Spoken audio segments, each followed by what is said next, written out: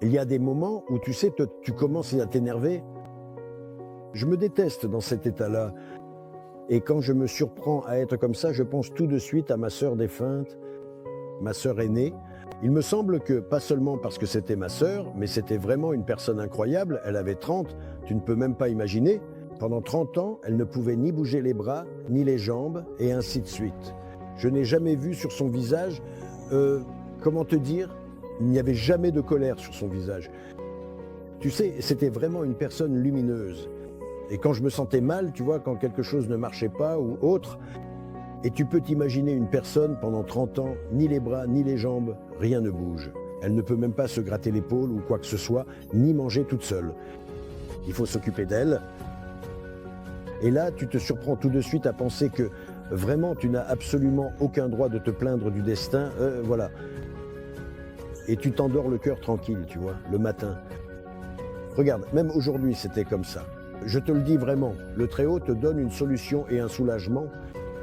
Donc je dirais ceci, après chaque difficulté vient la facilité. Tu vois, si la nuit est profonde, le matin viendra forcément. Le plus important, c'est simplement de croire en soi. C'est vraiment comme ça. Regarde, c'est une loi de la physique. En général, vous n'avez jamais remarqué que même quand on s'assoit, même quand on raconte des blagues, sur quoi sont-elles basées? Elles sont basées sur des situations tristes, non? Des blagues drôles, n'est-ce pas? De la même façon, on s'assoit à table et on commence à parler négativement. Et le négatif attire le négatif. Alors, qu'est-ce que vous attendez?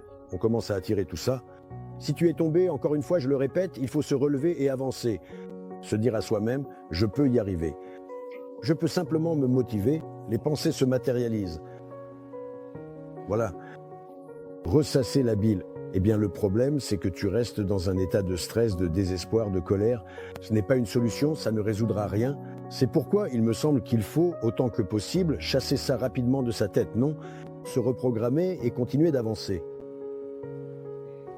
Je ne sais pas, voilà, c'est comme ça que je le comprends.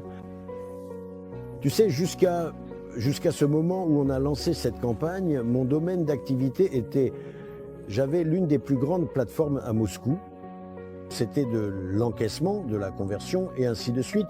Tu vois, c'est ce à quoi nous nous consacrions. J'avais une équipe.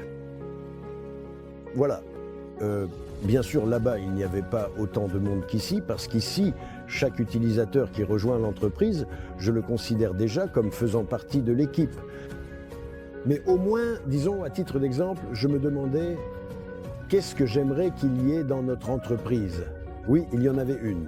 Je le dis toujours, je le dis et je continuerai à le dire sans me lasser. Ça marche. Pour l'instant, je ne veux pas encore parler de personnes en particulier. Je dis toujours que chaque personne, oui, chaque personne qui entre dans l'entreprise, c'est comme un maillon d'une chaîne. Il suffit d'une rupture et tout s'effondre. Il ne faut pas, disons, tirer la couverture à soi, dire que ce sont mes mérites, que c'est grâce à moi, et ainsi de suite. Et Dieu nous en préserve de cette jalousie noire. Il y a eu des moments dans l'entreprise, oui, c'est Zoom, conseil, pas conseil. Ou moi aussi, il m'est arrivé d'être impulsif, de dire certaines choses à ce moment-là, mais je ne le disais pas parce que j'étais méchant ou autre, je le disais par dépit. Et c'est dommage de ne pas pouvoir atteindre tout le monde, de ne pas pouvoir faire comprendre à tous pour que tout le monde comprenne, même lorsque tu critiques, critique de façon à ce que la personne puisse l'assimiler, oui, comme une éponge par exemple, l'absorber. Pas de manière à le lui reprocher, mais dans l'optique que nous puissions devenir meilleurs. Cette concurrence dont je parle, tu sais, elle devrait être positive, mais parfois elle devient agressive. Si seulement on pouvait atteindre tout le monde, n'est-ce pas? Si les gens... Il me semble qu'il n'y a pas de meilleur conseil. Le meilleur conseil, tu sais, qu'est-ce que tu te souhaiterais à toi-même? Qu'est-ce que tu te souhaiterais, n'est-ce pas? Eh bien, souhaite la même chose aux autres. Disons, le même opposant, le même partenaire, la même autre structure. Nous faisons tous une seule et même chose, un travail commun, beaucoup de choses en dépendent. Cela entraîne beaucoup, eh bien, de blocages, d'arrêts, et ainsi de suite. Ah ben, je ne peux pas non plus passer sous silence un point encore plus important. D'ailleurs, je voulais en parler. Regarde, on pose souvent des questions, on demande si l'entreprise est légitime ou non. Est-ce qu'il y a des instruments ou pas? Sont-ils réels ou pas? Est-ce que ça fonctionne ou pas? Mais ce que nous avons, nous le montrons. Toi aussi, tu as tout vu. Chez nous, le trader est en principe bien réel. Ils sont venus, ils étaient étonnés. Pour moi, il n'y a rien d'étonnant là-dedans. Le point le plus important, il me semble, même si... Bon, d'accord.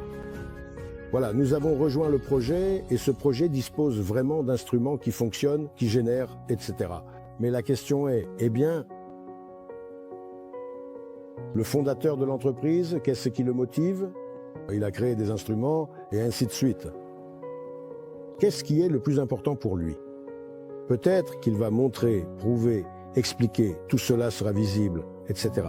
Puis à un certain moment, il va simplement appuyer sur un bouton et c'est tout. Comme le disait un dirigeant régional bien connu. Et voilà, assalamu alaikum. Tu comprends? Il me semble que c'est ça, le point le plus important. Tu ne peux tout simplement pas deviner ici si...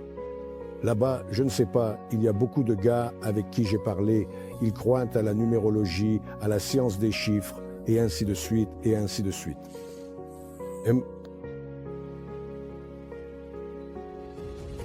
J'en parle avec tellement de calme, ouvertement. Pour moi-même, ça me procure un immense plaisir. Tu sais pourquoi? Parce que je sais que je devrais rendre des comptes devant le Tout-Puissant. Donc, peu importe qui est venu, je ne vais pas jurer, je ne vais rien dire. Je sais que le Tout-Puissant est plus proche de nous que notre veine jugulaire, il voit et entend tout. Voilà. En trompant les gens, tu ne tromperas pas le Tout-Puissant.